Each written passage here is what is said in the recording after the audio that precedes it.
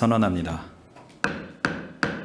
계속해서 복지국 소관부서에 대한 감사 질의를 진행하겠습니다. 이윤하 의원님 질의해 주시기 바랍니다. 네, 이윤하 위원입니다. 식사들 하셨죠? 네. 까지 질의하도록 하겠습니다. 먼저 이번 그 행정사무감사가 9대 평택시 의회에서는 이제 마지막 그 행정사무감사인 것 같습니다.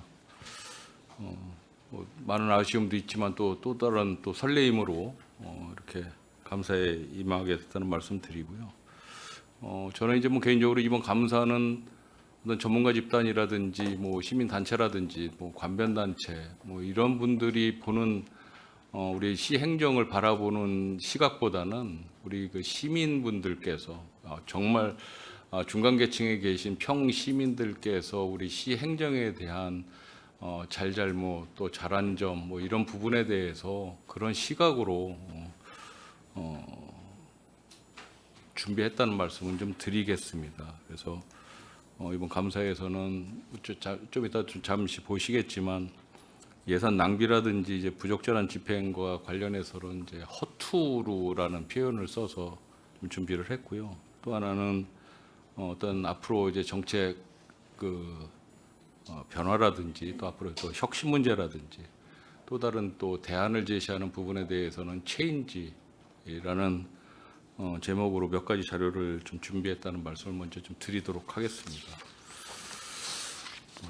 지금부터 2025년도 행정사무감사 복지국 감사를 시작하도록 하겠습니다. 먼저 공통질의 좀 하도록 하겠습니다. 2019년도 세출 결산을 한번 전에 걸 한번 소추해 봤었어요. 그리고 이제 2024년도 5년 후 우리가 지금 감사 대상 연도의 세출 결산을 단순 비교를 해 봤는데 그 5년 전 그 결산하고 2024년도 결산하고 한 몇 프로 정도나 뭐 당연히 증가는 했겠지만 몇 프로 정도나 늘었다라고 국장님께서는 생각을 하세요? 퀴즈입니다. 퀴즈. 예, 정확하게 기억은 나진 않지만 한 80% 가까이는 늘었을 것 같습니다. 비슷한 것 같습니다. PT 자료 한번 보죠. 주세요. 2019년도 제가 이제 8대 평택시의회에서 의정생활 할 때 그때 예산을 소출을 해보면 5,087억 예산을 이제 집행을 했습니다. 그런데 이제 5년이 지나고 나서 보면 8,268억, 3,180억이 이제 증액 편성돼서 집행을 했어요. 굉장히 많죠. 63%를 더 증액해서 집행을 하고 있다. 뒤에 배석하신 과장님들 따져보시지는 않으셨었을 것 같아서 한번 기억을 한번 소환시켜 본 겁니다. 그리고 이제 몇 가지 좀 질의를 드리자면 노인장애인과 증가 비율이 예사롭지 않죠. 그렇죠. 과의 업무나 주요 업무 같은 게 크게 변한 게 없는데 1923억에서 3580억 거의 2배 86.2%로 증액이 편성돼서 집행을 했습니다. 과장님 어떻습니까? 그 주요 증가 요인이 뭐가 있겠습니까? 아무래도 저희 과에서는 기초연금하고 장애인연금이 좀 차지하는 그 당시에는 비율이 좀 많습니다. 없었나요? 그때는 근데 이제 저희가 이제 매년 늘어나고 대상자도 계속 증가를 하는 상황이라서 그 부분이 좀 가장 많았을 것 같고요. 그리고 이제 저희가 일자리가 굉장히 많이 늘었습니다. 장애인 일자리 말씀하시는 거죠? 아니요. 노인 일자리가 노인 일자리? 예, 장애인 일자리는 그렇게 크게 변동이 없는데 노인 일자리가 2023년도에서 2024년도가 거의 15% 정도가 증가가 됨으로써 그 부분들이 좀 많이 적용이 된 것 같습니다. 아마 전체 평택시 부서에서 제일 많이 증액이 됐을 거예요. 그래서 이 부분에 대해서도 이제 편성 과정이라든지 집행 과정에서 관리 감독 철저히 해주시기 바라겠습니다. 사회복지과가 예전에 생활지원과였었죠. 그렇죠. 저기도 꽤 많이 늘었어요. 269억. 증가가 됐는데 이것도 뭐 주요 요인이 좀 있겠습니까? 저희 사회복지과도 이제 생계급여라든지 교육 뭐 그런 현금성으로 지원해주는 급여가 증가가 됨으로 인해서 많이 현금성 예산이 많이 증액됐다. 네, 생계급여, 교육급여 뭐 이렇게 지원해주는 부분에 있어서 증가가 된 걸로 판단하고 있습니다. 알겠습니다. 2019년도 당시에 여성가족과로 이제 있었어요. 그게 이제 여성보육과하고 아동복지과로 이제 분과가 되면서 합쳐 보면 68%, 이것도 뭐 적지 않은 굉장히 많죠. 그렇죠? 하는 예산이 좀 투입이 되고 있는데 과장님들은 여성보육과 같은 경우에는 증액 사유가 뭐가 있겠습니까? 이렇게 네, 저기 보육료 지원 금액이 올해 그러니까 올해 한 2,100억 정도 되거든요. 그래서 그 부분하고 보육료? 그리고 저희가 국공립 어린이집이 지금 많이 늘고 있습니다. 18개에서 지금 89개까지 늘었기 그럼 때문에 여성보육과 같은 경우에는 그 예산. 국도비 매칭 비율이 굉장히 높을 것 같아요. 한 80% 이상 될 것 같은데 맞습니까? 거의 그 정도 그렇죠. 예, 그렇습니다. 알겠습니다. 아동복지과는 어떻습니까? 여기도 마찬가지일 것 같은데. 네, 마찬가지입니다. 우리도 아동수당 같은 게 아동수당, 굉장히 존에 절대적으로는 아동수당이 계속 연령이 증가하고 있고요. 그 다음에 다음 게 돌봄 센터처럼 초동 돌봄에 대한 정책 시행되는 그 사이에 그런 시점이었습니다. 이제 한편으로는 이제 평생학습센터 같은 경우에는 증가율이 굉장히 적어요. 8.5%밖에 안 돼요. 표정도 굉장히 어두우신데 예산 편성 과정이나 집행 과정에서 어려운 점은 없으세요? 이게 이 시민분들의 욕구는 굉장히 계속 늘어나고 있지 않습니까? 예, 맞습니다. 그런 과정 속에서 이게 시민분들과 최근접에서 서비스하는 최근접 부서인데 이게 충분한 예산 확보가 좀 됐어야 되는데도 불구하고 그렇지 못했었던 부분이 있는 것 같아요. 저는. 근데 예. 어떻습니까, 센터장님 입장을 한번 좀 이야기해 주시죠. 예, 맞습니다. 위원님 말씀 맞고요. 저희가 예산을 좀 증액을 해서 평생학습을 좀 확대하고 싶은 마음이 있는데 전체적인 예산 여건이나 뭐 이런 부분에서 예산이 계속 많이 안 늘어서 지금 보고 많이 속상하긴 합니다. 예. 이번에 이제 뭐 네. 새롭게 교육국 신설이 예정되어 있는 것 같은데 그쪽으로 가시게 되면 네. 충분한 예산 확보를 해서 시민분들께 양질의 서비스를 해주시기 바랍니다. 예, 최선의 노력을 다하겠습니다. 도서관 예산은 이제 45%가 증액이 된 걸로는 돼 있어요. 그런데 저게 아마 허수가 있을 것 같아요. 그렇죠. 2024년도 예산 어떻습니까?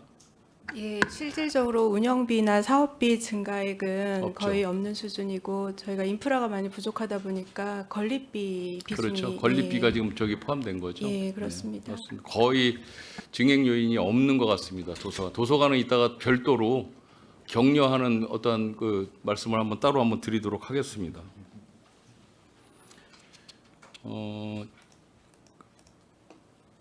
평택시의 2024년도 결산이 2조 5,083억인 건 알고 계시죠, 국장님? 이것을 1인당 재정 지출 규모로 따지면 대충 얼마 정도 되는지 알고 계세요? 나눠보면 나오겠죠. 419만 원입니다. 우리 평택시의 1인당 어린아이든 노인 어르신들이든 1인당 419만 원을 전체 예산을 나눠서 쓰고 있다. 이게 용인이나 이런 대도시보다도 우리가 훨씬 많습니다. 예, 훨씬 많은 1인당 재정 지출 규모를 갖고 있다. 2023년도보다 대신 근데 또 좀 줄었어요. 23년도보다 예산이 우리가 이제 좀 어려움이 있지 않았습니까? 2023년도에는 427만 원이었었어요. 그런데 419만 원으로 줄었습니다. 이것을 말씀드리려는 게 아니라 사회복지 분야는 지금 2023년도가 7,904억 원의 예산을 이제 집행을 하고 있었고, 그렇죠? 2024년도에는 8,005억을 집행을 했어요. 이거를 사회복지 분야를 1인당으로 또 이 재정 지출 규모로 나눠보면 2023년도에는 134만 원을 1인당 다 수혜를 입었습니다. 근데 2024년도에는 142만 원 늘었다라는 얘기죠. 무엇을 말씀드리냐면 전체 평택시 예산은 1인당 재정 지출 규모가 오히려 23년도 대비해서 24년도가 줄었는데 우리 복지 분야는 사실은 1인당 재정 지출 규모가 늘었다라는 말씀이에요. 그만큼 이제 복지의 중요성을 시에서도 인정을 해서 예산을 그만큼 늘려 잡아드린 거 아니겠습니까? 그래서 그만큼 관리 감독을 좀 더 철저히 해 주십사 좀 각인시키기 위해서 제가 좀 말씀을 좀 드렸습니다. 이해하시겠죠, 여러분들? 예.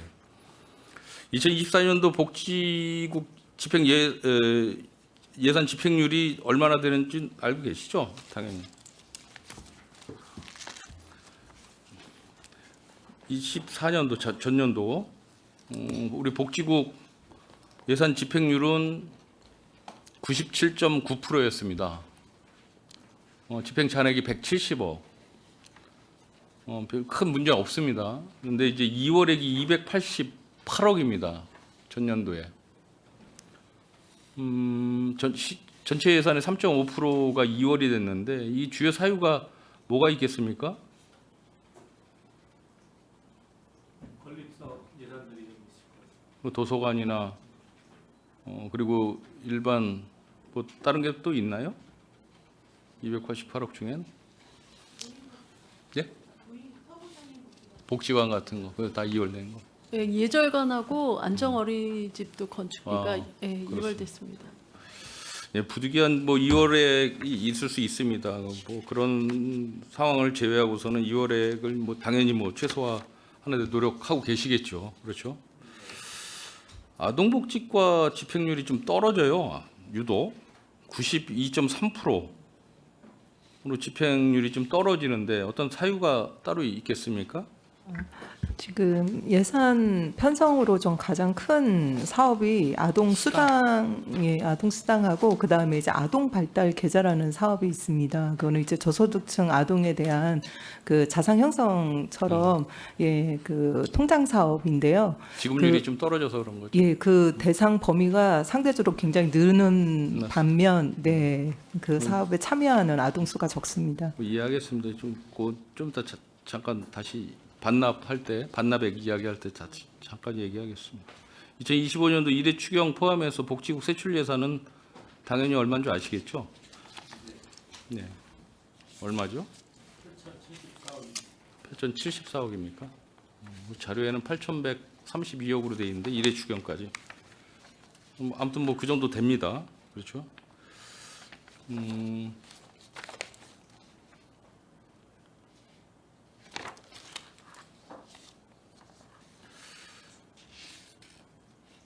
이게 우리 평택시 이 전체 예산 2조 5,798억 원의 31.5%예요.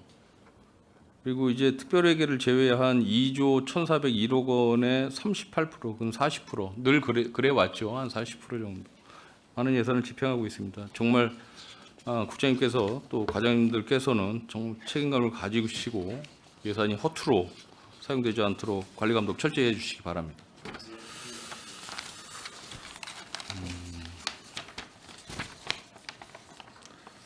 용역계약 사업을 잠깐 좀 보도록 하겠습니다. 복지환경위원회 그 용역계약 사업 중에 3개년 연속 그 중복되는 업체를 몇 가지를 좀 뽑아봤었는데 배달의 도서관에 그 책 홍보 사업, 영상 제작 사업이 있는데 이거 4개년 연속 한 업체하고 계약을 하셨어요. 이거 어떤 뭐 연속성을 요하는 거였습니까? 아니면 뭐 특별한 사유가 있나요? 그 예산액이 워낙 부족하다 보니까 제가 여러 업체에 제작 싸게 해주는 의뢰를 대로? 했지만 한 군데서만 가능하다라는 답변을 받았습니다. 크게 늘진 않은 것 같습니다. 그렇죠? 네. 평생학센터에 노인 스포츠 지도사 용역 사업이 있는데 요것도 계속 수의 계약을 했어요. 이거는 5년 연속 수의 계약을 체결했는데 이 업체밖에는 없는 건가요? 이걸 할 수 있는 데가? 어떻습니까? 저희도 마찬가지로 최저 인원의 가장 효율적인 업체를 찾다 보니까 더 싼 아무래도- 데는 없어서. 네네네. 알겠습니다. 아동복지과 그 아동 친화도시 용역 사업도 그렇습니다. 이것도 마찬가지인가요? 혹시 어떤 한 2천만 원, 2,200만 원짜리 수의 계약 사업인데 네. 뭐 이런 사업도 그렇고 아동복지과 뭐 드림스타트 이 차량 임차 용역 사업 같은 거 이런 거 거의 3개년 금액이 거의 동일한데 이런 거는 이제 렌터카 계약을 한 것 같은데 네. 그럼 비교 견적 같은 걸 따로 좀 받고 하시나요? 아니면 했던 데에서 그냥 믿고 맡기시나요? 최소한의 이게 비교 견적은 하고요. 예, 최저가로 예, 용역 처분. 최소한의 그 견적은 네. 비교 견적은 꼭 받아 보셔야 할 것 같습니다. 저번 문화국제국도 좀 말씀을 많이 드렸었는데 이 1인 그러니까 그 한 개 업체하고 이제 수의 계약하는 게 법적으로 큰 하자는 없을지 몰라도 그게 어떤 여러 가지 환경적 요소가 잘못 결부가 되면 굉장히 도덕적 해이가 일어날 수 있다는 말씀을 좀 드리는 거예요. 특별조정교부금 2023년도, 24년도에 복지국 특조금 내역은 없어요. 전혀 받아온 사실이 없어요. 그죠? 특조금 받은 게 없어요. 특별조정교부금 없죠. 전혀 없어요. 네, 도서관 특별조정교부금이 있었어요? 22년, 23년. 이게 23년도, 24년도 그 말씀드리는 건데 네. 일단 없는 걸로 지금 나와 있어요. 그래서 제가 이제 말씀드리고자 하는 것은 뭐냐면 이게 2023년도에 평택시가 147억을 받아왔고 2024년도에 167억을 우리가 도에서 받아왔어요. 근데 대개 보면 이제 뭐 체육 관련 뭐 건설 도로 뭐 공원 뭐 이런 쪽에 이제 많이 집중이 돼 있고 복지국 전체에 없는 것은 좀 쉽게 이해하기가 좀 어렵습니다. 그렇죠? 다른 지자체는 어떤지 모르겠지만 다른 지자체하고 좀 비교를 하셔가지고 복지국 쪽에서도 뭐 주민분들 염원 사업 같은 게 있지 않겠습니까? 뭐 이런 건 충분히 한두 개 정도는 좀 균형적으로 이렇게 배정을 받아왔으면 좋겠다. 좀 건의를 드립니다. 네. 이건 한번 꼭 한번 살펴주시기 바랍니다. 예. 2024년도 국도비 보조 사업 중에서 일반 회계가 1조 9,643억입니다. 그렇죠? 24년도. 근데 그 일반 회계가 1조 9,643억인데 국도비 보조 사업이 금액이 어느 정도인지 대충 알고 계시죠? 평택시. 네. 그 1,143개 사업에 1조 2,915억 원입니다. 전체 예산이 65.75%로 이제 됩니다. 일반 회계만 봤을 때 굉장히 많죠. 복지환경위원회 보조 사업도 얼마나 되는지 알고 계세요? 복지환경위원회 뭐 전체는 다 모르시겠지만 이 623개 사업에 9,519억 원, 73.7%입니다. 복지환경위원회 우리 이 상임위원회에서 73.7%의 엄청난 보조 사업을 매칭 사업이죠. 그러니까 이거를 운영을 하고 있는데 저는 그렇게 생각을 합니다. 이 시 예산의 60% 이상이 국도비 매칭 사업이다. 이거는 정말 진정한 지방자치 실현을 위한 어떤 예산 집행은 아니다. 편성이 아니다라는 생각을 늘 갖고 있어요. 지방자치 실현을 하는데 오히려 이 매칭 사업들이 전부 장애 요소가 되지 않을까라는 걱정을 하는 겁니다. 그래서 시 고유의 그 예산 정책을 잘 펼칠 수 있게끔 자율 가용 예산 편성권이 우리 시로 더 많이 돌아와야 되겠다. 적어도 국토비 매칭 비율이 50% 이하로 좀 떨어져야 되지 않을까라고 저는 강한 생각을 갖고 있는데 제 이야기가 먹히질 않습니다. 일개 평의원이라서 전혀 아무리 떠들어도 먹히지가 않습니다. 이거 공모사업 같은 거 의무 매칭 빼고는 공모사업 같은 거 사실은 많이 줄여야 되거든요. 그래서 시 자율권을 갖고 예산 편성을 좀 할 수 있게끔 많이 좀 노력을 좀 해주시기 바랍니다. 특히 이제 우리 복지 쪽에는 그 공모사업, 뭐 의무 공모사업이 더 매칭 사업이 훨씬 많겠지만 이 중에서 뭐 우리가 이제 신청하는 이제 공모사업들이 있지 않습니까? 이런 거 굉장히 신중하게 좀 해달라. 그 말씀을 드리기 위해서 말씀을 드린 겁니다. 네, 알겠습니다. 국도비 보조 사업 반납액 그 상위 10개 사업이 있어요. 2024년도에 그 중에서 그 우리 복지국계 4개가 있어요. 아까 이제 잠깐 언급을 했는데 반납액 아동복지과 아까 말씀하셨죠. 발달지원 계좌 지원 사업, 양육시설 운영 지원 사업, 사회복지과의 기초생활보장 생계급여 뭐 이런 거. 이게 그 사회복지과는 집행잔액 자체가 적어요. 그죠? 원체 적어 2.몇 %밖에 안 되기 때문에 그건 문제될 게 전혀 없습니다. 반납을 많이 했더라도 원체 많은 금액 중에서 반납액이 생긴 거예요. 아동복지과 같은 경우에는 집행잔액 58%라는 얘기예요. 이건 좀 문제가 있다. 그렇죠? 이거는 뭐가 잘못된지 저는 자세히는 모르겠지만 이 집행잔액 자체를 좀 최대한 줄여서 반납을 해야 되지 않을까. 그러니까 예산 편성이나 편성 단계에서 뭐 잘못된지 모르겠지만 그건 좀 추후에는 잘 조정 좀 해주시기 바랍니다. 여성보육과의 국공립 어린이집 모델링 사업도 집행잔액이 46% 그렇게 해서 반납을 했어요. 그렇죠? 리모델링은 네. 2월 한 걸로 2월 했어요? 이거 네, 이거 그냥 반납한 걸로 돼 있는데? 아니 여기는? 리모델링은 그린 리모델링은 네, 그거 그린 리모델링은요. 안 하겠다는 어린이집이 발생하면서 좀 많이 남긴 안 하겠다는 어린이집 발생이 되면 안 되지 않겠습니까? 아니, 처음에 미리미리 잘 네. 언지를 받고 다짐도 받고 네. 서약도 받고 하셔야지. 그거 다 애써서 따다 국비 매칭까지 해서 갖다 줬는데 안 하겠다? 그건 좀 문제가 있죠. 그죠? 네, 의원님 말씀이 맞습니다. 그래서 말씀드리는 거예요. 네. 이 집행잔액이 많은 곳은 분명히 문제가 있을 수 있다. 그 말씀을 드리는 겁니다. 이거 반납액이 최소화될 수 있게끔 좀 더 노력 좀 부탁드리겠습니다. 네.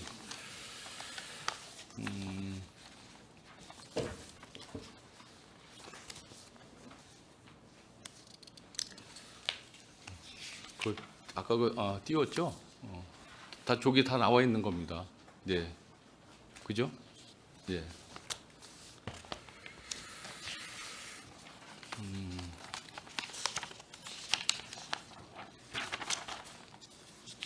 그다음 사업 이거 띄워 주셔도 될 것 같아요.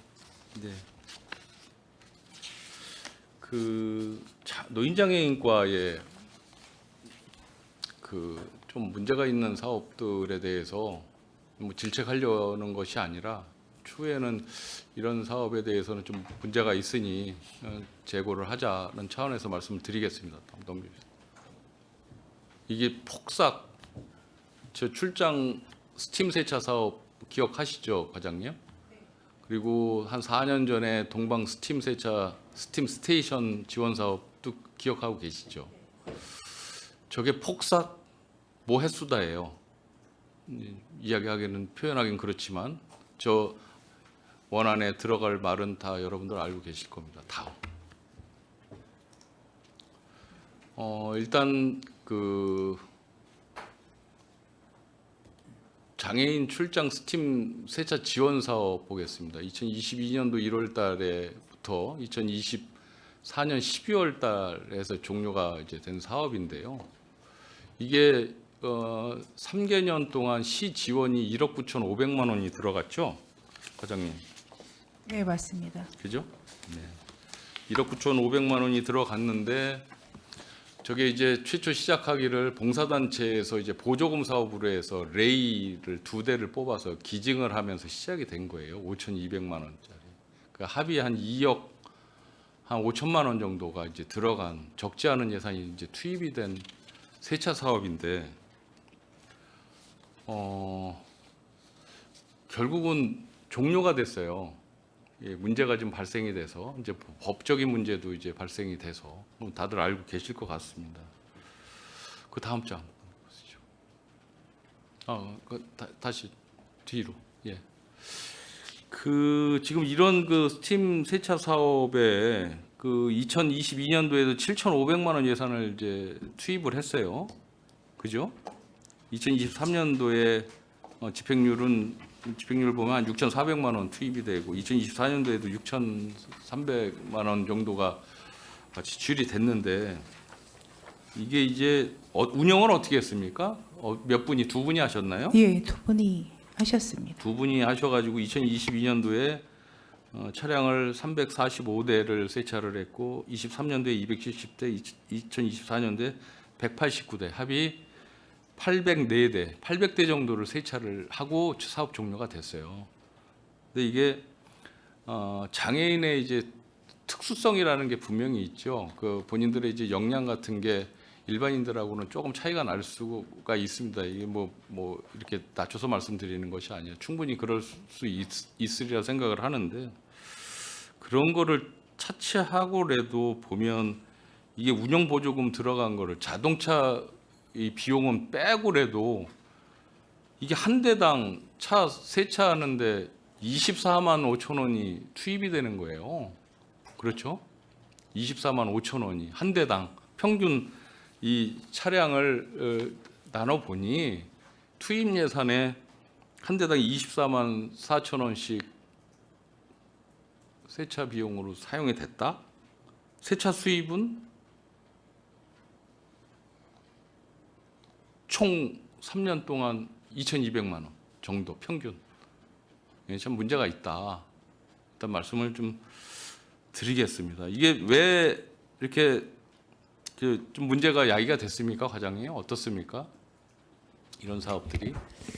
아무래도 이게 이제 지체협회에서 이제 위탁을 받아서 이제 일을 하시다 보니까 이제 관리 부분도 좀 많이 그렇죠. 문제가 있었습니다. 관리 부분도 문제가 있고 해서 저희가 이제 올해 같은 경우는 예산을 반영을 하지 않은 상태고 그래서 저희가 이제 의원님께서도 말씀하셨듯이 레이 차 문제부부터 시작해서 여러 가지 문제 부분들을 저희가 이제 법률 자문이나 여러 가지 통해서 좀 처리를 하려고 하고 있습니다.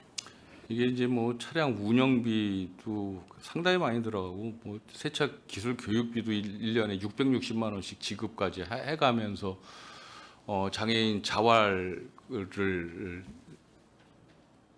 사업을 하기 위해서 시에서 나름대로의 금전적인 지원은 굉장히 많이 해줬어요. 제가 생각해도 굉장히 많다. 좀 약간 지나치게 많을 정도로 지원을 많이 해줬는데도 불구하고 결국은 법적 문제도 발생이 되고 폭삭 이렇게 해버렸단 말이에요. 문제가 굉장히 많은 사업이었다. 그러면은 그 레이에 대한 그 뭐 반환 작업 같은 거 혹시 구상하고 계십니까? 네, 저희 공문을 이제 이해드렸습니다. 그래서 이제 이게 법률 자문을 받다 보니까 이제 기부랑 이제 받은 단체에서만 이제 이게 관리가 가능하다는 부분이 있어서 저희가 이제 이해 공문을 뿌려서 이번에 이제 기부단체에서 심의위원회를 이제 걸쳐서 이제 처리를 할 예정입니다. 알겠습니다. 그 처리 결과를 저한테 좀 따로 한번 말씀을 한번 좀 해주시면 네, 좋을 알겠습니다. 것 같습니다. 그 다음 장 동방 스팀 스테이션 사업이 있습니다. 저기 2019년도인가요? 2019년도에 저 개소식을 아주 멋지게 했습니다. 저 보시면 제가 우측 끝에 있습니다. 저도 이 장애인분들이 이런 그 어떤 기업체에서 지원을 잘 받아서 저렇게 개소식한 거에 대해서 축하도 해주고 잘 됐으면 좋겠다라고 박수 치고 왔는데 그 후에 이제 안 됐어요. 저게 1년, 2년 만에 바로 종료가 됐습니다. 저도 사업 종료가. 어떤 큰 기업체에서 4억을 기부를 해주시고 자체 예산, 저 동방에서 자체 예산, 이거 시 예산 아니죠. 자체 예산을 들여서 했는데 결과적으로 여기도 마찬가지로 굉장히 어려움을 겪다가 결국은 이제 폐업을 하고 그 자리에 이제 다른 사업을 하는 걸로 알고 있어요. 좀 이거는 어떻습니까, 과장님? 이런 부분에 대해서 사업 종료할 때 시하고 어떤 뭐 상의 같은 게 있었습니까? 아무래도 이게 이제 거기 동방에서 법인 전입금으로 이제 충당해야 되는 네. 부분들이 굉장히 많고, 그리고 이제 이 시기가 또 코로나랑 겹쳤습니다. 그래서 이 소형 차량이나 아니면 이제 취약계층에 대한 차량을 좀 소독을 하는 목적으로 좀 했던 부분인데, 그런 부분들이 좀 감소되다 보니까, 그리고 법인 전입금이 계속 이제 들어가다 보니까 이 사업이 좀 중지가 됐던 것 같고요. 그래서 이제 저희가 그 노인 일자리로 해서 스팀 세차를 지금 하고 있습니다. 그래서 인력을 지원해드리고 그 안에서 이제 수익금이 남으면 시니어 이제 할 수 시니어 있게끔 그 네 그렇게 작업을 운영을 하고 계시죠? 있는 상황입니다. 그리고 그 이거 하던 자리는 무슨 다른 사업장으로 지금 하고 있죠, 장애인들. 있습니다. 다음 장. 제가 이제 말씀드리고자 하는 것을 말씀드릴게요. 이게 원래는 사회적 약자 배려를 위해서 일자리 창출을 하기 위해서 시작한 거 아니겠습니까? 그래서 장애인들 자활을 통해서 사회적 가치 실현을 하기 위해서 했는데, 목표는 굉장히 좋았는데 사업을 연속적으로 진행을 해 나가야 되는데 불구하고 2년, 3년 내에 다 사업이 종료가 됐어요. 사업 성과도 아까 말씀드린 대로 최악이었고, 그러다 보니까 예산 낭비 이제 논란도 일어납니다. 장애인이라는 어떤 특수성이 있고 역량이 일부 부족한 부분이 있는데, 그렇기 때문에 제가 말씀드리고자 하는 것은 사업 수행 능력에 적합한 일자리들을 제공을 해 주셔라라는 말씀을 드리는 거예요. 이게 세차 사업이 굉장히 단순한 것 같아도 그게 토탈 인테리어 사업이라고 하지 않습니까? 엄청나게 많은 그런 뭐 인력, 노동력도 필요하고 또 여러 가지 이제 복잡한 일들이 굉장히 많은데, 그거를 다 하기에는 역량이 부족할 수가 있겠더라. 그러다 보니까 그런 사업 목표를 충실히 수행하지 못하는 그런 부분이 있어서 저걸 샘플로 한번 제가 선택을 한 겁니다. 이 출장 세차 사업을. 그래서 이분들의 역량에 맞는 신체 능력이나 정신 능력이나 이런 능력에 맞는 적합한 일자리들을 제공을 해야지, 저렇게 좀 어려운 사업을 하게 되면 저런 어처구니 없는 결과가 나올 수 있다. 과장님 어떻습니까? 제 이야기 쉽게 좀 예, 이해가 되셨습니까? 맞습니다. 저는 예. 여러분들을 설득하기 위해서 이 자리에 서 있는 겁니다. 아, 예. 그러니까 굉장히 공감이 가고요. 저도 이제 이런 노인 쪽이나 장애인 쪽을 일자리나 이런 사업들을 할 때 사실은 아까도 동방 같은 경우에는 교사분들이 거의 세차를 해야 되는 상황이 그렇죠. 됨으로써 이제 그분들은 부담감 거의, 때문에 더 이제 어려웠던 부분들이 맞습니다. 있어서 이런 부분들 장애인들이나 노인분들한테 정말 접근 잘 할 수 있게끔 저희가 좀 관리 감독을 잘 할 수 알겠습니다. 있도록 하겠습니다. 알겠습니다. 뭐 앞으로는 좀 지켜보도록 하겠습니다. 이 장애인 일자리 사업에 대해서는. 네. 다음은 복지정책과 좀 보겠습니다. 또 한번 넘겨보세요. 십시일반이라고 들어보셨죠? 그 복지과장님. 네. 저게 밥숟가락 10개를 모아서 밥 한 그릇을 만드는 다는 고사성어인데 한문을 잘 몰라서 어렵게 찾아서 저렇게 적어놨습니다. 느낌으로 아시겠죠? 무슨 이야기를 하려고 하는지. 다음.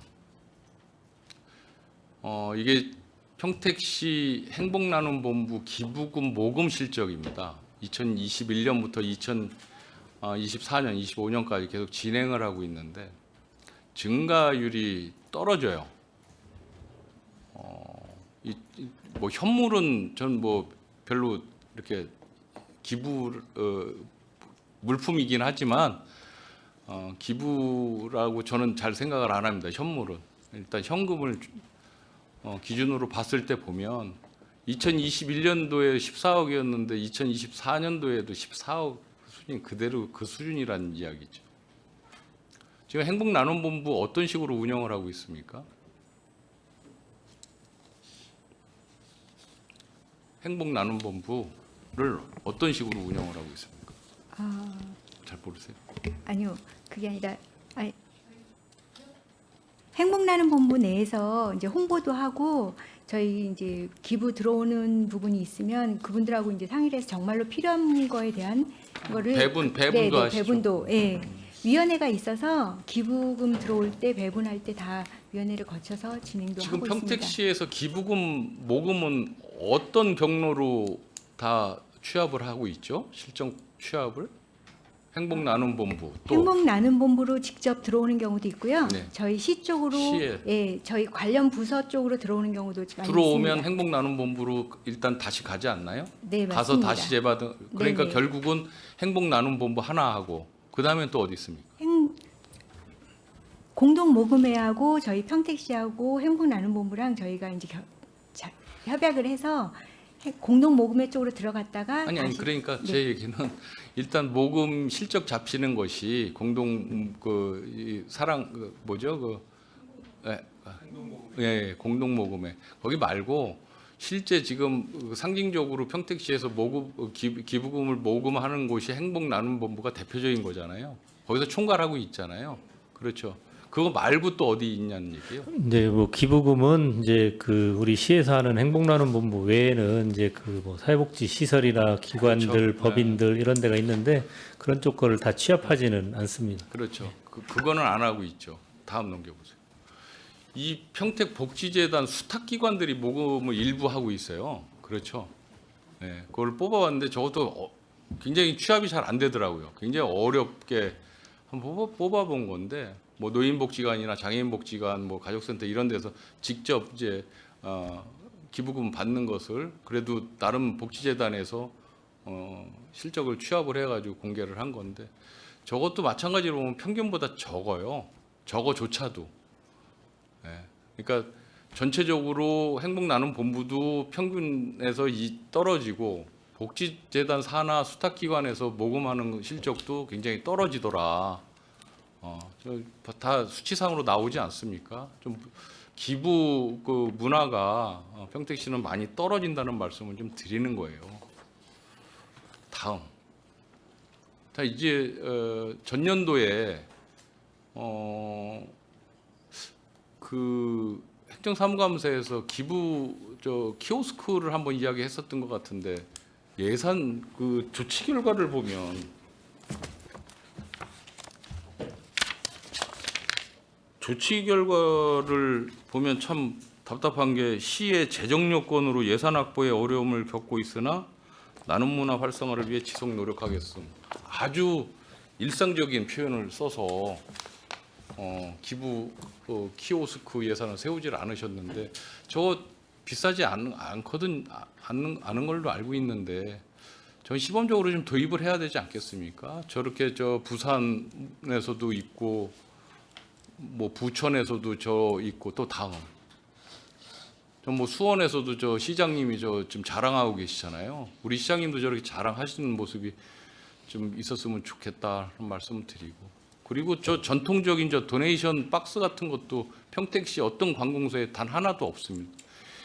예전에 제가 그 해외 무슨 그 견학 갔을 때 계신 도서관장님하고 거기 가서 도서관 이렇게 다녀보니까 거기에 항상 도네이션 박스 있었죠. 그래서 제가 그리고 도입도 한번 해보는 게 어떠냐 교육 차원에서 말씀드렸는데 저분도 그거 안 하시더라고요. 그래서 오늘 다시 말씀을 드리는 겁니다. 저런 전통적인 방식도 꼭 필요하다는 말씀을 좀 드리는 거예요. 다음. 그래서 이제 이런 말씀을 드리는 거죠. 2023년도 기준에서 경기도 평균 모금액 대비해서 실적이 저조합니다. 그래서 기부 키오스크나 또 직접 모금함 설치 등 다양한 정책들을 분명히 좀 도입을 하셨으면 좋겠다. 그 방법을 좀 찾아보자라는 말씀을 드리겠고요. 복지재단 산하단체 수탁기관에서는 기부금을 모금을 하는 걸로 돼 있어요. 근데 복지재단에서는 직접 모금 활동을 못 한다라고 하는데 어떤 제약 요건이 있습니까? 무슨 그게 선거법이나 이런 게 있습니까? 그런 건 아닙니다만 이제 그 복지재단에서 네. 그 기부금을 이렇게 직접 모금하지 않는 이유는 이제 그 복지재단 설립할 당시에 복지재단이 생기면 그런 각종 기부금을 복지재단에서 다 이렇게 흡수해 가지 않느냐라는 그런 우려들이 많이 있었습니다. 그래서 복지재단은 기부 아니, 활동을 그게 이제 민간 재단이 아니고 공공성이 굉장히 강한 재단인데 복지재단인데 그걸 뭐 자기네들이 갖다 뭘 어떻게 하겠습니까? 그거는 정말 우리의 시각인 것 같고요. 지금 복지재단에서 직접 모금하는 곳들도 뭐 시흥이나 김포, 남양주, 화성 같은 데는 직접 모금을 하고 있는 것 같아요. 그렇죠? 이게 일반 뭐 노인복지관, 장애인복지관, 뭐 이런 가족센터 이런 데서 직접 모금하는 것도 물론 중요하지만 재단 차원에서 모금을 하는 것도 굉장히 큰 시너지 효과가 저는 있을 수 있을 것 같다라는 말씀을 드리는 거예요. 이게 자꾸 손 벌리는 것 같지만 그게 손 벌리는 게 아니거든요. 지금은 이제는 기부 문화는 생활화돼 있지 않습니까? 그렇죠? 또 그래야 또 나눌 수 있는 거고. 저는 복지재단이 직접 그 기부금을 모금을 할 수 있는 어떤 장치를 한번 국장님 생각을 한번 해주시기 바랍니다. 네. 그리고 이 기부 문화에 대한 어떤 사회적 인식도 사실 평택시가 굉장히 좀 부족해요. 그래서 기부자에 대한 예우도 지금도 일부 하고는 있지만 이것도 일정 금액 이상, 뭐 예를 들어 뭐 개인, 법인 해서 뭐 1억 이상 기부를 했다 하면 뭐 명예전당 해서 뭐 헌액도 해서 평택시청 대강당에 얼굴이라도 사진이라도 하나씩 걸어드리고 그런 예우가 굉장히 중요하다. 인센티브 같은 것도 얼마든지 할 수 있거든요. 그렇지 않습니까? 뭐 주차장 감면 혜택이라든지 또 무슨 뭐 공연 같은 거 있으면 공연 뭐 이런 것도 이분들 우선적으로 좀 해줄 수 있는 뭐 이렇게 하게 되면 기부 문화 충분히 확산할 수 있습니다.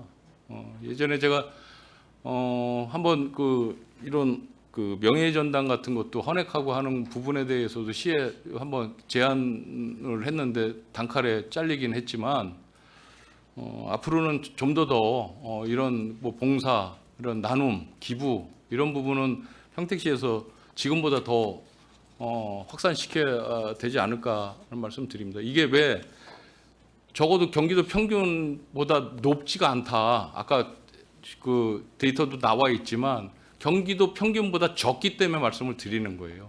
적어도 경기도 평균보다 높다라면 제가 이렇게까지 말씀을 안 드리겠죠. 이해하셨습니까, 국장님? 네, 네, 알겠습니다. 이해하셨으리라고 생각을 합니다. 네. 넘어가겠습니다. 네, 하세요. 네, 저희 이은하 의원님께서 이제 좋은 질의해 주셔서 저도 그거에 대해서 이제 좀 추가 질의를 하도록 하겠습니다.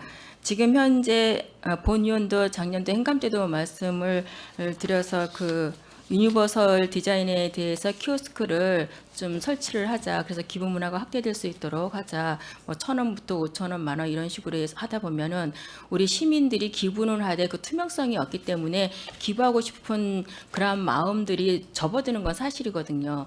그래서 그러한 것을 제안을 했고, 그래서 이제 그 말씀하시는 것처럼 시청에다 어디에다 이제 계속적으로 이제 점검을 하고 검토를 해서 저한테 자료도 해주셨습니다. 그런 결과 이제 뭐 예산에서 그렇게 했다고 그러는데 그거를 이제 좀 더 이제 분명하게 좀 의지를 가지고 이 금액을 많고 조금이 아니라 우리 시민들이 살아가면서 그러한 문화를 형성돼야 된다, 확대해야 된다. 그런 의미에서는 꼭 필요하다라고 봅니다. 그래서 다른 타 지자체도 보면 어떤 뭐 이마트나 아니면 그 아울렛 같은 많이 사람이 오고 가는데 그렇게 유니버설 디자인을 해서 키오스를 설치를 해서 지금 현재 많은 호응도 받고 있고 또 그렇게 해서 맞춤형 그런 기부를 할 수 있도록 하고 있습니다. 무슨 얘기인지 잘 아시지 않습니까? 그렇게 맞춤형으로 했을 때 내가 이 기부가 예를 들어서 지금 준비 자립 청년에게 이 기부금이 간다라고 하면은 기부하는 그 시민들 굉장히 뿌듯하거든요. 그래서 그렇게 좀 할 수 있도록 제안을 드렸었는데 지금 말씀하시는 것처럼 안타깝게 또 그렇게 됐다. 그래서 그거는 분명히 좀 내년에 좀 의지를 가지고 장소도 어디에 할 건지 섭외를 해서 해주셨으면은 그렇게 좋겠습니다. 네, 그리고 이제 더불어서 저희 위원회에서도 이제 남부 복지타운에 가서도 아마 이 기부 문화에 대해서 저 말씀을 드렸던 걸로 기억이 납니다. 그 복지재단을 좀 이관을 하면 어떠냐라는 그 얘기가 나왔었는데 기억하고 계시지 않습니까? 네. 그래서 본 의원도 또 작년 행감 때 이 얘기를 했습니다. 그래서 이제 그 결과 이제 검토를 했었고 지금 말씀하시는 것처럼 지금 현재 추세는 모두가 이제 그러한 공공성과 투명성 그런 인지 이런 것들 때문에 지금 현재 재단으로 많이 좀 넘어가고 있는 추세입니다. 그거는 이제 저희보다도 이제 과에서 잘 알고 있으리라고 생각합니다. 그런 의미에서 이제 재단으로 좀 이관하는 것이 어떠냐라고 이제 본 의원도 제안을 했었고 이런 걸 심사숙고하게 이제는 어떤 그 민과 또한 어디 집행부와 이렇게 좀 협의를 해서 어떠한 것이 시민들한테 좀 더 투명하고 공정성에 그래서 기부를 많이 할 수 있는 것인가를 좀 논의를 하고 그렇게 공론화를 해서 이관을 하는 데가 더 낫다라고 생각한다면 그러한 것이 빨리 좀 속도감 있게 하는 것이 이제 좋겠다. 지금 말씀하신 것처럼 재단에서 이걸 안 받을 이유도 없지 않습니까? 그렇기 때문에 그런 장단점을 이제 저에게 그때도 이제 다 이렇게 해주셨습니다. 그래서 그러한 지금 그 질의에 나온 것처럼 좀 잘 검토를 해서 그렇게 해주시기를 당부를 드리고요. 보면은 여기에 이제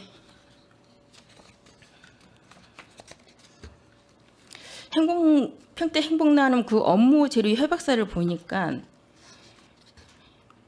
2015년 3월 30일께 이제 해서 지금까지 아마 이게 그 협약서가 계속적으로 이어져 오고 있는 것 같습니다. 그러면 그 당시에 협의회 회장으로 그다음에 평택시와 경기도 공동모금 회장과 이렇게 했거든요. 그럼 지금 현재 사회복지협의 회장이 계속 바뀌지 않습니까? 그럼 이것이 이대로 그냥 가는 것이 행정으로 맞는 것이 좀 묻고 싶습니다. 보통 협약서 같은 경우는 이제 그 한 뭐 2년이든 뭐 1년이든 이렇게 기간을 정해놓고 이제 보통 협약을 하는 경우가 있는데 여건의 변동이 뭐 없는 사업이라고 하면 뭐 매년 이렇게 그냥 자동 연장 그러니까 어떤 한쪽에서 이걸 그만하자고 하지 않는 이상은 그거는 여기 이제 나와 있는데 그 회장이 바뀌었음에도 불구하고 이렇게 해도 이상은 없다라는 얘기인가요? 기관하고 한 거기 때문에 별 문제는 없다 이렇게. 네 그렇게 보고 있습니다. 그러면 여기에 보면은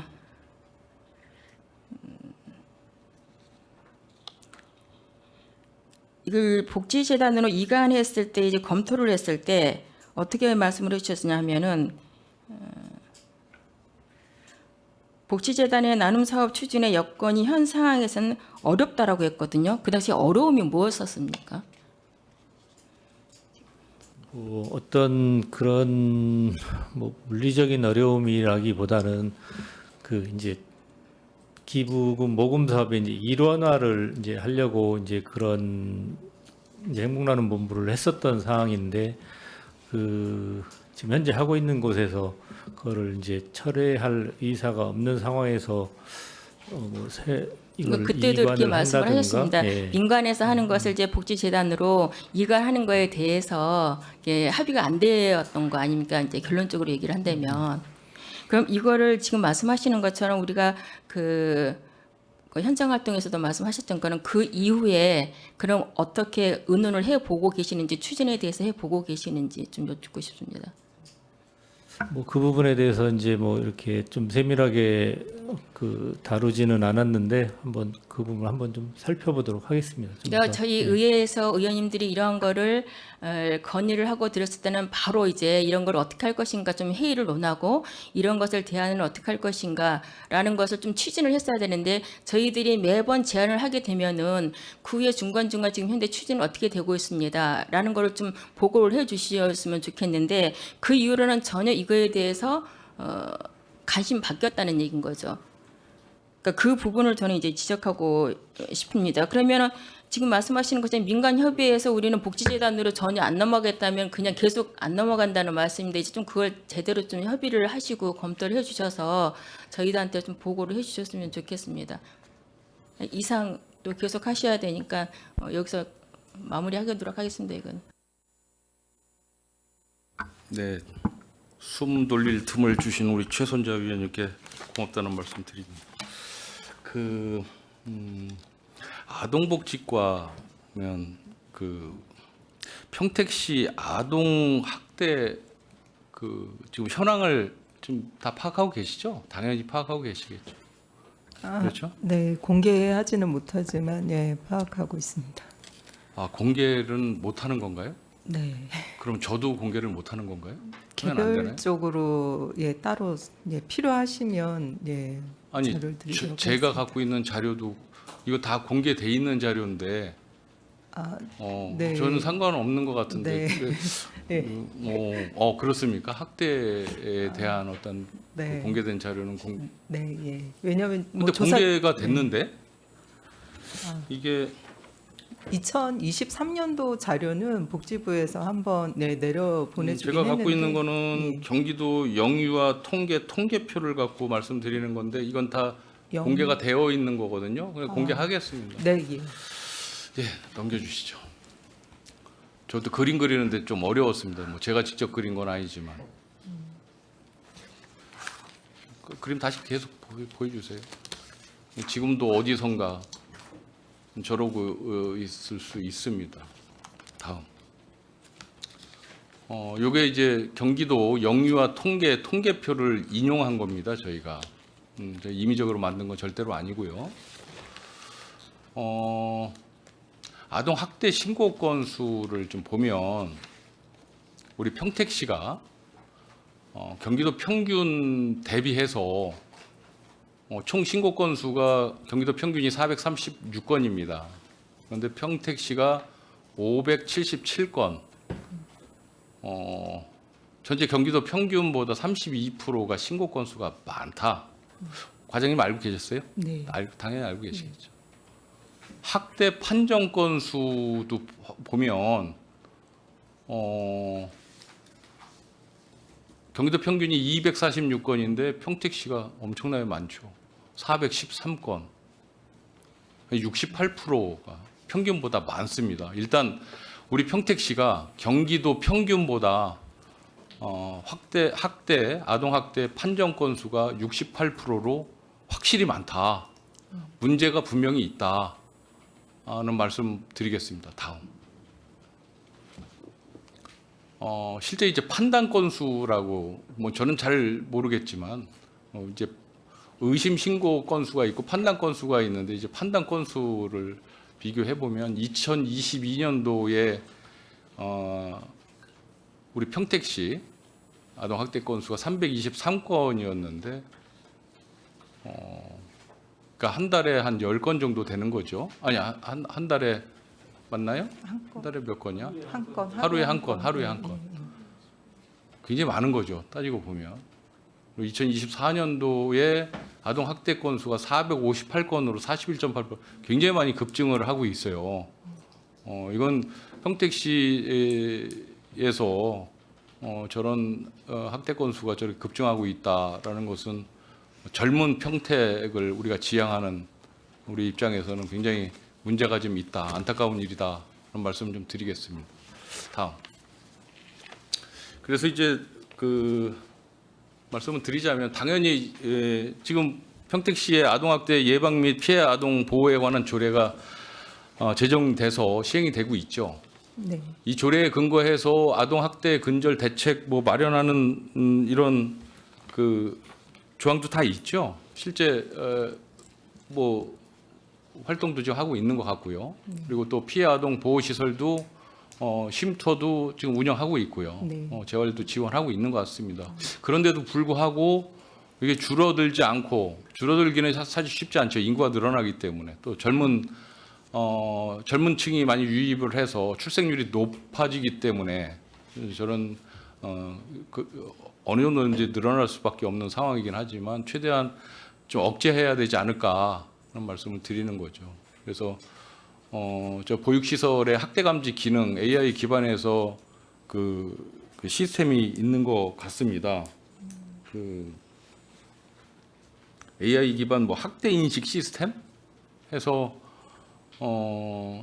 저 기능을 갖고 있는 CCTV를 실제 전국 지자체에서 일부가 시범적으로 지금 운영을 하고 있는 지자체가 있다라고 하니 우리 복지과장님께서는 한 번쯤은 저거를 그냥 넘기시지 마시고 저런 것도 시범 도입을 한번 해보실 필요성이 있을 것 같은데 어떻습니까? 저거 알고 계셨어요? 그 보육시설은 저희 담당이 있는 것 같고요. 이쪽이군요. 예. 아니 저것까지는 확인을 못했는데 위원님 있다라고 말씀- 하니 예, 말씀하신 한번 부분 좀 한번 잘 검토하겠습니다. 검토를 좀 네. 해주시고 고민해 주시기 바랍니다. 저게 이제 CCTV가 AI 기반해서 무슨 뭐 행동이라든지 음성이라든지 표정까지도 다 인식을 해서 이상 신호가 포착이 되면 바로 무슨 AI 무슨 경찰 뭐 이쪽으로 또 바로 갈 수 있게끔 그런 시스템이 있다고 하니 나쁘지 않지 않습니까? 그래서 맨 마지막에도 써놨지만 우리가 출생률 1위 자랑만 할 것이 아니라 우리가 출생률 1위에 걸맞은 아이가 행복한 그런 동네를 만들어야 되지 않겠습니까? 그렇죠? 네, 그런 차원에서 말씀을 드립니다. 그다음에 노인장애인과 좀 보겠습니다. 아동학대가 있으면 또 노인학대도 있어요. 그렇죠? 노인학대도 한번 좀 점검을 해보려고 좀 합니다. 노인 그 학대 그 관련 조례도 제정이 돼서 있죠. 네, 맞습니다. 이 노인학대 예방 및 학대 피해 노인 보호에 관한 조례가 2021년도에 제정이 됐는데 이 조례가 의원 발의였습니까? 집행부 발의였습니까? 그 당시에? 그 제가 자세히 파악이 안 모르시나요? 돼서 예. 제가 이 조례를 보면서 야 이거 너무 상징적인 조례 아니냐. 아동 그 조례하고 아동 학대 그 조례하고는 조금 또 틀려요. 아동 학대는 피해 쉼터 뭐 이런 또 재활 뭐 이런 거에 대한 지원 근거가 좀 있는데 이 지금 노인 보호에 관한 조례는 학대 피해 노인 보호에 관한 조례는 이런 뭐 쉼터라든지 또 이런 그 자활이라든지 재활이라든지 이런 부분에 대한 관련 근거가 없어요. 그냥 상징적인 거예요. 그래서 이것도 조례 개정이 좀 필요하지 않을까라는 생각이 들면서 다음 넘겨보시죠. 네, 저것도 그 그림 그리는데 힘들었습니다. 네, 다음. 이거는 이제 자료 출처가 경기도 사회 서비스원 뭐 노인 보호 전문 기관이라는 곳에서 저거를 이제 조사를 해서 일괄 발표를 한 겁니다. 저것도 뭐 공개를 안 해야 되는 상황 같지는 않고요. 그래서 공개를 한번 해보는 겁니다. 저거 31개 시군 다 있는데 다는 기재를 못하고 저것만 기재를 했습니다. 2019년도부터 23년도 노인 학대 신고 건수를 취합을 해서 발표를 했는데요. 경기도 평균이 2019년도에 73건, 2023년도에 109건으로 이제 증가를 했어요. 우리 평택시 같은 경우가 2019년도에 63건 노인 학대 신고 건수가 있었는데 2023년도에 대해서 좀 뭐 줄고 늘고 하다가 2023년도에 급증을 했죠. 82건으로 이제 급증을 했어요. 그래서 2019년도 대비해서 30.1% 증가를 했다. 여기가 사실은 젊은 평택이고 이제 노인 비율 자체가 그렇게 많은 곳이 아니지 않습니까? 그런데도 불구하고 노인 학대가 저렇게 급증하고 있다라는 것은 분명히 기본적인 사회 문제가 되고 있다. 그런 말씀을 드리는 겁니다. 다음. 이게 이제 신고 건수도 있고 이제 판정 건수가 있지 않습니까? 판정 건수도 2019년도 14건에서 2023년도에 26건으로 3년 4년 동안 85.7%. 저희 이제 아주 숫자가 많지 않아서 들쑥날쑥은 하겠죠. 하지만 상당히 많은 85.7%는 굉장히 많은 학대 판정 건수다 말씀을 좀 드리겠습니다. 다음. 그래서 아까 잠시 전에도 제가 말씀드렸지만 이 노인 학대 피해 노인 보호에 관한 조례가 빨리 시급히 좀 개정되어야 되겠다. 그래서 구체적인 대책도 마련해야 될 것이고 조례 근거에서 또 조례에 저런 학대 피해 노인 쉼터도 설치하는 근거를 좀 마련해야 되겠다. 그리고 시에서는 또뭐 교육청이나 지역사회와 연계해서 노인학대 예방 교육을 정기적으로 좀 실시를 해야 되겠다. 뭐 노인들 상대로 해서 교육은 못하는 거 아니겠습니까? 다 젊은 층들이 저건 교육을 받아야 되겠죠. 당연히 그렇죠. 그래서 이런 그 조례에 근거해서 또 예산 지원도 당연히 뭐 조례 그런 게 없으니까 예산 지원도 없죠. 노인 학대 지금 피해자들에 대한 그 예산이 없는 걸로 알고 있어요. 맞죠? 예, 일반 노인 학대 부분에는 저희가 예산이 없고요. 없죠. 그리고 저희 이제 시설을 요양 시설을 이제 관리하다 보니까 거기 이제 종사자분들에 대한 교육 안에 이제 학대 부분이 들어가 있어서 그러시죠. 교육 부분 좀 예산을 하고 그래서 있습니다. 이것도 빠른 조례 개정을 통해서 이런 그 피해 노인에 대한 예산 지원도 좀 이루어져야 될 것이다. 제가 대안까지 다 말씀드렸습니다. 그냥 실행만 하시면 될 것 같습니다. 부탁드립니다. 자, 이제 도서관 좀 보겠습니다. 도서관. 도서관 아까도 이제 예산 잠깐 이제 언급을 했죠. 그렇죠? 하나 넘겨주세요. 네, 저 배달의 도서관입니다. 꿈의 도서관.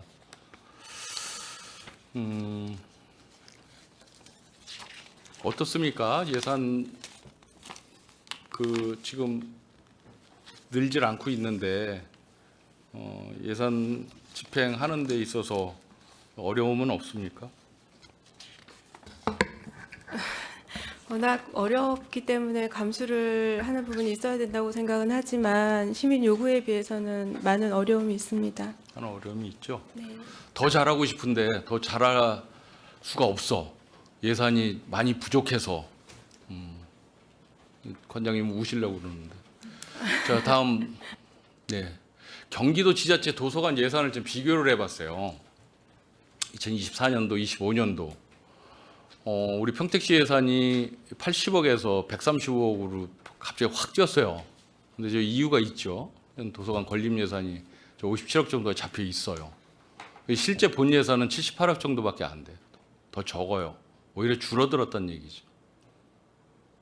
저 부천시 같은 경우는 인구가 76만 명인데 100억이 넘죠.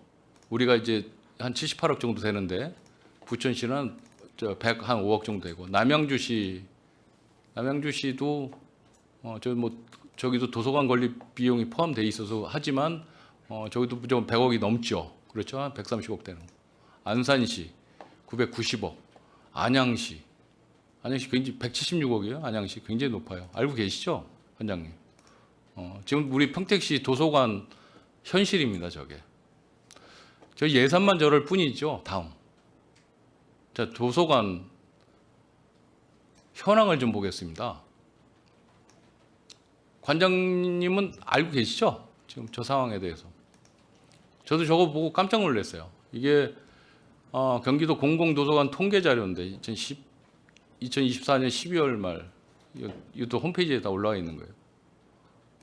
경기도 50만 이상 지자체 중에서 12곳 중에서 경기도 작은 도서관 빼고 10개 제일 적어요. 맞죠? 도서관 수가 제일 적습니다. 물론 이제 중앙도서관이 이제 건립 예정이기 때문에 어느 정도 커버는 되겠죠, 앞으로. 그 밑에 있는 게 더 문제입니다. 도서관 자료수, 구입 예산을 한번 보겠습니다. 소장도서가 우리가 114만 점이 있어요. 소장도서가. 다른 데 보세요. 수원시 320만 점, 용인 260만 점, 고양시 200만 점. 쭉 내려오다가 안양시, 우리보다 인구가 적은 안양시도 167만 점. 소장 자료 수가 일단 많아요. 우리가 지자체 12곳 중에서 소장 자료 수가 11위예요. 끝에서 두 번째. 적습니다. 연간 증가 자료 수를 보겠습니다. 이제 해마다 채워놓는 거. 채워놓는 것도 4만 5천여 점으로 제일 끝에서 두 번째예요. 이것도. 그러니까 증가되는 자료 수 자체가 적어요. 그런데 웃기는 것은 증가 자료 수에 비해서 폐기 자료 수가 더 많아요. 우리 평택시는. 그럼 줄어들고 있는 거예요. 맞죠? 어떻습니까? 저희가 이제 공간의 포화 상태가 있기 때문에 복본 자료들을 좀 제적을 해서 작은 도서관들을 기증하고 있습니다. 기증하고 있어요. 예, 건립이 시급한 상황입니다. 어떻게 됐든지 증가 자료 수에 비해서 폐기 자료 수가 더 많다. 이건 분명히 문제가 있다. 말씀을 드리고 제일 큰 문제는 결국은 저렇게 자료 수가 부족한데도 불구하고 자료 구입 예산 자체가 적다. 우리는 7억 800만 원밖에 안 돼요. 근데 다른 12군데 지자체 중에서 10억이 안 되는 곳이 남양주, 평택, 시흥 정도밖에 없어요. 나머지는 다 10억 이상을 다 도서관 구입 자료 사용하고 있는데 도서관 자료 구입 예산이 꼴찌입니다. 꼴찌. 네, 다음 있나요?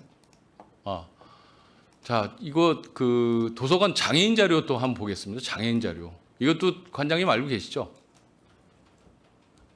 이 장애인 자료 특수 자료라고 하는데 이것도 12곳 경기도 도서관 중에서 9번째로 도서관 자료 수가 적습니다. 굉장히 적죠. 그죠? 여러 가지 이제 그 열악한 예산, 뭐 또 도서관 수, 뭐 이런 또 특히 장애인에 대한 이런 배려 같은 굉장히 지금 평택시 약하다는 말씀을 드리고요. 이러한 열악한 환경 속에서 이런 예산 속에서 저 밑에 거를 보면 도서관 프로그램 수가 있어요. 근데 프로그램 수가 경기도 평균이 615개입니다. 그런데 평택시가 869개, 굉장히 많은 프로그램 수를 소화를 하고 있다. 지자체 12곳 중에서 프로그램을 계속 열어주는 게 5번째로 많다. 그리고 그 프로그램에 참가하는 수는 3번째로 많다. 그러니까 굉장히 열악한 환경 속에서 프로그램 개발도 열심히 하시고 또 도서관에 우리 시민분들을 자꾸 유입하는 유입 요소를 자꾸 만들어 주시는 저 관장님들 두 분께 경의를 표합니다. 아주 고생 많으십니다. 중앙도서관이 빨리 좀 준공이 돼야 될 것 같은데 계속 늦어지는 부분도 안타깝고요. 아무튼 정말 열악한 환경 속에서 이렇게 도서관 문화 확산을 위해서 애써준 우리 소서직들께 고맙다는 말씀 드리겠습니다. 다음. 일반 도서 자료나 장애인 특수 자료 추가 확보를 해야 되겠죠. 그러기 위해서는 적극적인 구입 예산이 필요합니다. 앞으로 예산 확보하십시오. 내년도 예산 한번 보겠습니다. 특별히 더 보겠습니다. 그리고 중앙도서관도 자꾸 이제 늦어지고 있지 않습니까? 이것도 조기 환경 하셔야 됩니다. 그래야 일반 이용객들이 편안하게 도서관 이용하지 않겠습니까? 그리고 아까도 말씀드렸지만 지금처럼 프로그램 개발도 열심히 하시고 시민 참여 유도도 해주시기 바랍니다. 네, 개선 방안까지 말씀드렸습니다. 그럼 됐죠? 네. 다음 마지막입니다. 한 가지만 더 하겠습니다. 이거는 이제 보훈회관 쪽하고 좀 일부 좀 이야기가 됐었던 부분에 대해서 좀 말씀을 좀 드리겠습니다. 저도 이제 이분들의 이야기와 일맥상통하는 그런 부분이 있어서 좀 말씀드리도록 하겠습니다. 보훈회관 보훈단체 지원액이 총 얼마입니까? 예산이? 올해 98억 정도, 9억 8천 정도, 9억 예? 8천, 9억 98억이요. 98억입니다. 98억은 이제 전체고, 그리고 이제 보훈단체는 얼마입니까? 운영비 말씀하시는 건가요? 운영비, 예, 2024년도 집행한 거. 저희 보훈단체 운영비는 작년에 3억 8,100만 원 정도 됐습니다. 보훈단체가요? 네네. 보훈단체 예산이 8억 얼마 아닌가요? 전체? 운영비만 말씀드리는 겁니다. 운영비. 네네네. 그 지원액. 전체 지원액이요? 8억 정도 되는 거예요. 보훈 협의에 무슨 지회 이렇게 있지 않습니까? 그죠? 예, 행사 예산까지 하면 8억 예, 5천 정도 되는 것 같아요. 예, 10억 예. 정도 됩니다. 예. 그리고 그 보훈회관은 어떻게 운영을 하고 있어요? 보훈회관은 저희가 민간위탁으로 해서 보훈협의회 민간위탁으로 운영하고 있습니다. 그렇죠. 그런데 그 보훈회관 안에 사무를 어떻게 보고 있어요? 저희가 보훈협의회에 지금 4명이 근무를 하고 있거든요. 그분들이 각 보고 지회는? 있습니다. 각 지회는 각 지회 간사를 또 두고 따로 운영을 있죠? 하고 있습니다. 보훈회관 그 보훈협의회 쪽에서도 일부 이제 이야기하는 거 아마 과장님도 이야기 들으셨을 텐데 이게 좀 제도를 개선할 필요가 있겠다. 저도 공감을 하기 때문에 이제 말씀을 드리는 거고요. 다음에 넘겨주세요. 보훈회관이 저런 체제로 되어 있지 않습니까? 보훈회관이 있고 9개 단체별로 그 간사 1명씩을 다 두게 돼 있죠. 지회장님 별도로 있고 9명 플러스 보훈회관 이제 운영 인력이 4명이 있어요. 13명이 실제 이제 보훈 단체를 다 이끌고 나가고 있는데 저게 좀 문제가 뭐 문제까지는 아니지만 더 효율적으로 운영을 할 수 있는 방법이 있겠다. 이거는 장애인 회관도 마찬가지입니다. 옆에 과장님. 지금 다 저렇게 지금 운영이 되고 있어요. 장애인 회관도 저렇게 되고 있죠. 딱 저렇게 되고 있어요. 다음. 이것을 보훈회관도 그렇고 장애인회관도 마찬가지입니다. 공동행정지원팀을 하나 두고 각 단체 간사로 있는 인력들의 일부 인력을 좀 축소를 해야 되지 않을까. 축소를 하고 공동행정지원팀을 크게 늘리고 그렇죠. 거의 비슷한 업무를 하고 계시지 않습니까? 그렇죠. 한 가지 여쭤볼게요. 각 지회마다 팩스 있죠. 네, 있습니다. 다 있죠.